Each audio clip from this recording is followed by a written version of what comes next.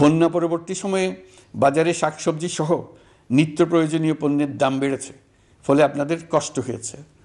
নিত্য পণ্যের দাম সহনীয় পর্যায়ে রাখতে আমরা যথাসাধ্য চেষ্টা করছি। ধন্যবাদ জানাই দেশের রাজনৈতিক দলের নেতৃবৃন্দকে। তারা তাদের কর্মীদের শান্ত থাকার আহ্বান জানিয়েছেন। প্রতিশোধ স্পৃহায় লিপ্ত হয়ে কেউ যাতে হানাহানিতে জড়িয়ে না পড়ে সেই আহ্বান জানিয়েছেন। আপনাদের সবাই এই আহ্বানে সাড়া দিয়েছেন। ফেসিবাদী শক্তি ভয় দেখিয়েছিল তারা ক্ষমতা ছাড়লে দেশে লাখ লাখ লোক মারা পড়বে। টানা 7 দিন পুলিশ প্রশাসন সম্পূর্ণ নিষ্ক্রিয় থাকার পরও ব্যাপক আকারে সহিংসতা এড়ানো গেছে। আমরা যখন দায়িত্ব গ্রহণ করি, বাংলাদেশ তখন সম্পূর্ণ অরক্ষিত একটা দেশ। এই সময় ধর্মীয় সংখ্যালঘুদের মধ্যে অহেতুক আতঙ্ক ছড়ানোর চেষ্টা করা হয়েছে। কয়েকটি ক্ষেত্রে তারা সহিংসতারও শিকার হয়েছেন। কিন্তু এটা নিয়ে যেসব প্রচারণা হয়েছে তা ছিল সম্পূর্ণ অতিরঞ্জিত। অল্প যে সমস্ত সহিংসতার ঘটনা ঘটেছে তার মূল কারণ ছিল রাজনৈতিক। কিন্তু এইসব ঘটনাকে ধর্মীয় আবরণ দিয়ে বাংলাদেশকে নতুন করে অস্থিতিশীল করে তোলার চেষ্টা করা হয়েছে। আপনাদের সবার সহযোগিতায় আমরা দৃঢ়ভাবে এই পরিস্থিতি সামাল দিয়েছি। আমাদের দায়িত্ব গ্রহণের 2 মাসের মাথায় দেশে দুর্গাপূজা উদযাপিত হয়েছে প্রায় 32,000 পূজা মণ্ডপে। দুর্গাপূজা উপলক্ষে নির্বাহী আদেশে একদিন অতিরিক্ত ছুটি ঘোষণা করা হয়, যা উৎসবের আমেজকে অনেক গুণ বাড়িয়ে দেয়। দুর্গাপূজাকে ঘিরে আমরা ব্যাপক নিরাপত্তা প্রস্তুতি নিই, যার ফলে দেশের হিন্দু সম্প্রদায় নির্বিঘ্নে তাদের উৎসব পালন করেছে। আমরা দায়িত্বে আসার পর যে অল্প কিছু ক্ষেত্রে তারা সহিংসতার শিকার হয়েছেন, আমরা তার প্রতিটি ঘটনার তদন্ত করেছি।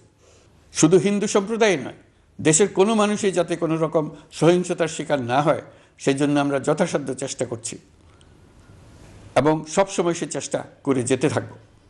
আপনারা জানেন, চলতি বছর বাংলাদেশের বিভিন্ন অঞ্চলে 6টি বন্যা হয়েছে। আপনাদের সবার সহযোগিতায় আমরা এই বন্যা মোকাবেলা করেছি। বাংলাদেশের দেশপ্রেমিক সশস্ত্র বাহিনী বন্যা মোকাবেলায় জনগণের সাথে কাঁধে কাঁধ মিলিয়ে কাজ করেছে।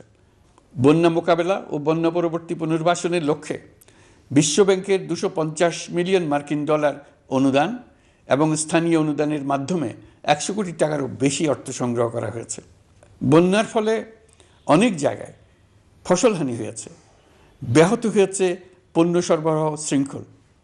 বন্যা পরবর্তী সময়ে বাজারে শাকসবজি সহ নিত্য প্রয়োজনীয় পণ্যের দাম বেড়েছে, ফলে আপনাদের কষ্ট হয়েছে। নিত্য পণ্যের দাম সহনীয় পর্যায়ে রাখতে আমরা যথাসাধ্য চেষ্টা করছি। বাজারে ডিমের সরবরাহ বাড়ানোর জন্য আমরা 9.5 কোটি ডিম আমদানির অনুমতি দিয়েছি। এই জন্য প্রয়োজনীয় শুল্ক ছাড়ও দেওয়া হয়েছে।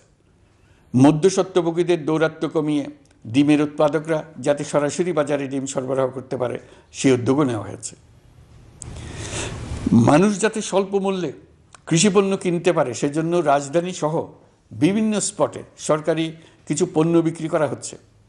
টিসিবির মাধ্যমে 1 কোটি নিম্ন আয়ের ফ্যামিলি কার্ডের মধ্যে 57 লাখকে স্মার্ট কার্ডে রূপান্তরিত করা হয়েছে। বন্যার ফলে চালের উৎপাদন ব্যাহত হওয়ায় চাল আমদানিতে শুল্ক ছাড় দেওয়া হয়েছে।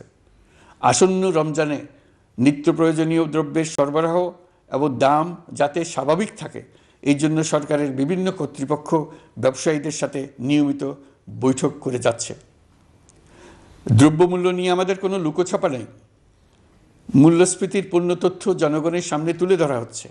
মূল্যস্ফীতি রোধে উচ্চ সুদের হার নির্ধারণ সহ একাধিক নীতিগত সিদ্ধান্ত নেওয়া হয়েছে, যার মধ্যে রয়েছে শস্য আমদানিতে এলসি সীমা অপসারণ এবং সরবরাহ চেইন সংক্ষিপ্ত করা।